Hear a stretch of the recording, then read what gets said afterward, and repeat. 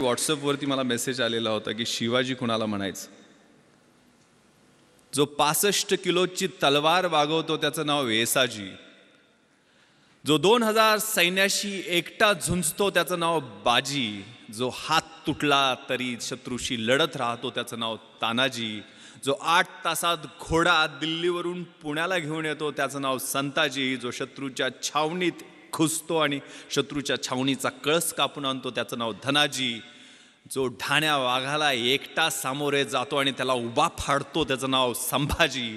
आणि या सगळ्यांना एकत्र घेऊन स्वराज्याचं नंदनवनाचं तोरण बांधतो त्याचं नाव शिवाजी.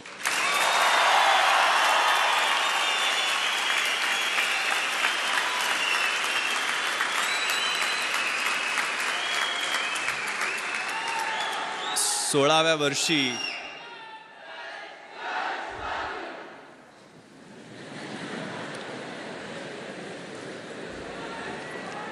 नुसत्या आरोळ्या नाही द्यायच्या, नुसत्या घोषणा नाही द्यायच्या. आतमधनं कणाकणामध्ये अगणित सूर्य शिवाजी नावाचे तयार झाले तर ऑटोमॅटिक हा देश महासत्ता जो काही डॉक्टर APJ अब्दुल कलाम सरांच्या नावानं राजवर्धननी काहीतरी एक स्पर्धा परीक्षा केंद्र बनवण्याचं ठरवलेलं आहे. त्यांच्या प्रॉपर्टीची list doctor APJ Abdul Kalam सरांच्या वाचत होतो मी. काय जाताना घेऊन गेले, ज्यांनी आम्हाला स्वप्न पाहायला शिकवलं. मंजिले उन्हीं को मिलती है जिनके सपनों में जान होती है.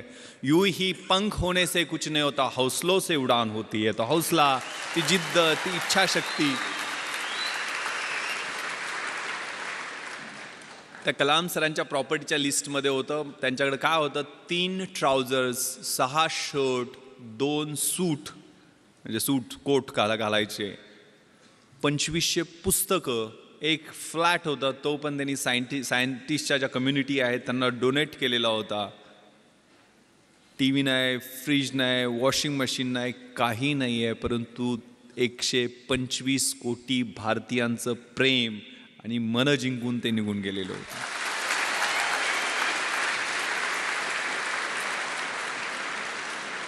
तर हा मंत्र शिवाजी शिवाजी शिवाजी का मी सांगतोय, कारण त्यांनी प्लॅन जो केला. What is planning. सगळं मॅनेजमेंट, सगळं काही शिकायचं असेल तर छत्रपती शिवरायांच्या चरित्रातनं शिकायला पाहिजे. What is planning, deciding in advance what to do, when to do, how to do, who is suppose to do it. कसं करायचं, काय करायचं, केव्हा करायचं, त्याचं नियोजन कशा पद्धतीनं करायचं, याला प्लॅनिंग म्हणतात. आणि प्लॅनिंगसाठी आपल्या समोरचं चॅलेंज कोणतं आहे, आपल्या समोरचं आव्हान कोणतं आहे, आपला ॲडव्हर्सरी कोण आहे, आपला शत्रू कोण आहे, परीक्षा समोर धरा. परीक्षेला समोर धरलं आणि एक सून झू नावाचा चिनी युद्धशास्त्रज्ञ आहे, त्यानं खूप छान विश्लेषण आर्ट ऑफ वॉर नावाचा 511 बिफोर क्राइस्ट त्यांनी ग्रंथ लिहिलेला आहे. त्याच्यात त्यांनी विश्लेषण केलेलं आहे. If you know yourself, युद्धशास्त्रातलं हे तत्व आहे जे आपल्या आयुष्यामध्ये तेवढंच लागू पडतं. If you know yourself and if you know your enemy, you need not worry about the result of 100 battles.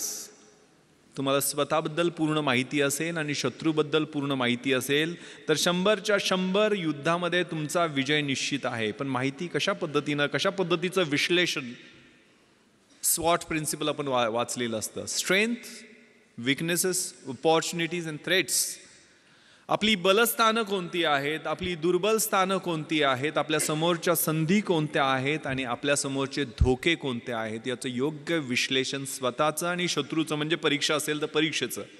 Syllabus कसा आहे, प्रश्नपत्रिका कशा येणार आहेत, गेल्या 10 वर्षातल्या कशा आहेत, पुढच्या कशा येऊ शकतील, सिलेबसमध्ये व्हॉट टू डू आणि व्हॉट नॉट टू डू, हे कशा पद्धतीनं करायचं ते तुम्ही ठरवता का, त्याच्यावर काम करता का, नियोजन करता का. आणि त्याच्यानंतर स्मार्ट पद्धतीने, what is smart, specific, measurable, attainable, realistic and time bound. स्मार्टचं फुल फॉर्म आहे. तशा पद्धतीनं तुम्ही अभ्यासाचं नियोजन करता का. आणि मग तो स्मार्ट अभ्यास असेल तर तुम्हाला यश मिळण्याचं गुणोत्तर अधिक चांगलं होत जातं. If you know yourself and if you do not know about your enemy, after every victory gain you will suffer a defeat. जर तुम्हाला स्वतःबद्दल माहिती असेल पूर्णपणे, मात्र शत्रूबद्दल माहिती नसेल तर एका विजयानंतर तुम्हाला एक पराभव पचवावाच लागेल. जर तुम्हाला स्वतःबद्दलही माहिती नसेल आणि शत्रूबद्दलही माहिती नसेल तर you will suffer a defeat in every other battle. जर स्वतःबद्दल पण माहिती नसेल आणि शत्रूबद्दल माहिती नसेल तर आपल्याला मार खायला लागणार हे निश्चित आहे. त्यामुळे हे विश्लेषण आपल्यातल्या पॉझिटिव्ह, निगेटिव्ह, डिस्ट्रक्टिव्ह सगळ्या गोष्टींचं विश्लेषण व्यवस्थित करून आपल्याला मार्गक्रमण करायचं आहे. And this time is very very important. More you sweat during peace, less you bleed during war. हे युद्धशास्त्रातलं दुसरं महत्त्वाचं तत्व आहे की शांततेच्या काळात जास्त घाम काढला तर युद्धाच्या काळामध्ये कमी रक्त सांडावं लागतं. तुमच्या हा कॉलेजचा काळ आहे तो रचनात्मक काळ आहे. तुम्हाला कुणीही अडवलेलं नाही अभ्यास करायला आणि अभ्यास करून कुणाच्या अंगाला भोकं पडलेत किंवा कोण मेलाय असं मी काय ऐकलेलं नाही आहे. त्यामुळे आई वडील आपले खूप खस्ता खाऊन आपल्याला इकडं अभ्यासासाठी पाठवतात. कारण माझ्या वडिलांनी अर्धा एकर शेती विकलेली होती, मला सांगितलं पण नाही. कधीही त्यांनी मला एक पोस्टकार्ड लिहायचे. पोस्टकार्डवर त्यांची सही मोडीतली सही आहे. जुने पैलवान होते ते, 4थी शिकलेले. आईचं शिक्षण तर झालेलं नाही आहे पण लिहिता वाचता तिनं नंतर शिकली थोडंफार वाचायला. पण वडील मी दिल्लीला ज्यावेळेला UPSCची तयारी करायला इंटरव्ह्यूच्या वेळेला होतो, मुंबईमध्ये असायचो, त्यावेळेला पोस्टकार्ड लिहायचे. त्यांनी कधी टेन्शन देणाऱ्या गोष्टी लिहिल्या नाहीत पण व्यवस्थित चाललंय आमचं, आमची काही काळजी करू नको, तुला पैसे किती पाहिजेत, कसे पाठवून देऊ, जेवायला व्यवस्थित मिळतं का वगैरे वगैरे विचारपूस करून शेवटी मात्र न चुकता एक ओळ ते लिहायचे. मला गावाकडे प्रेमानं भावड्या म्हणतात. भावड्या, माझे डोळे मिटायच्या आधी तुला लाल दिव्याच्या गाडीतनं आलेलं मला पाहायचं आहे.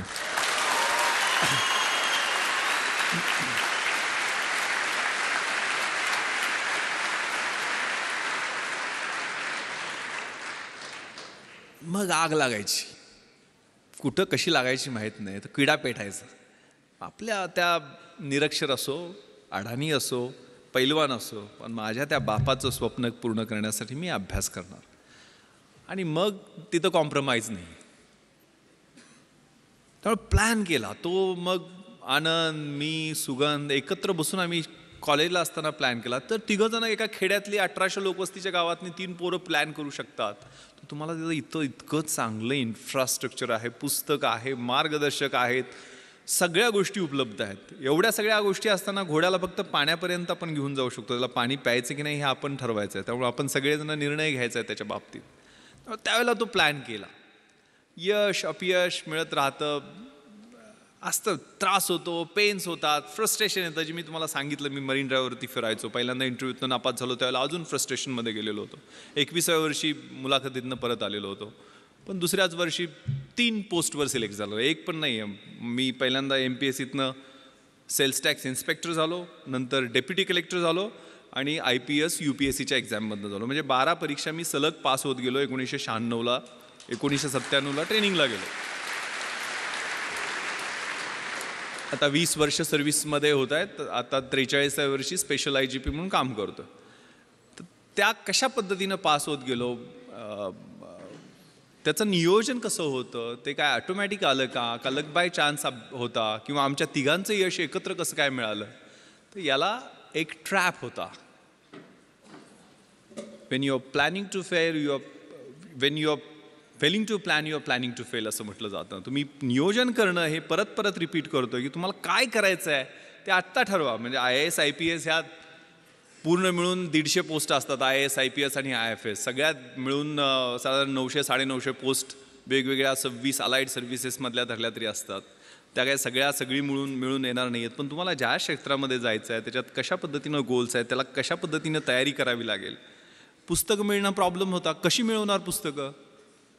तर मी मोठ्या म्हणजे पश्चिम महाराष्ट्रात मी युद्ध पातळीवर प्रयत्न करून यावेळेला 33,000 गणपती मंडळांना DJ आणि डॉल्बी लावू दिले नाहीत. 100% आम्ही यश मिळवलं की डॉल्बी पूर्ण बंद गणपती मंडळ. कारण मी गणपतीच्या आशीर्वादानं IPSमध्ये सिलेक्शन झालं माझं. त्याचं रिझन मी सांगतो. गणपती मंडळात पैसे, मग आप शेतकऱ्याच्या पोरांना पैसे कुठून मिळणार.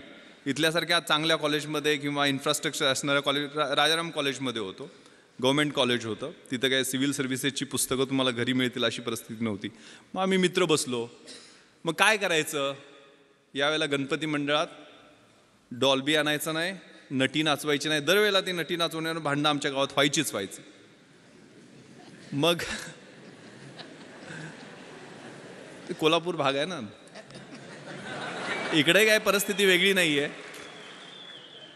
मी नेवाशाला वगैरे जाऊन आलेलो आहे, सगळा परिसर पाहिलेला आहे तुमचा. सो एक गावे गणपती करण्याचा आम्ही निर्णय घेतला.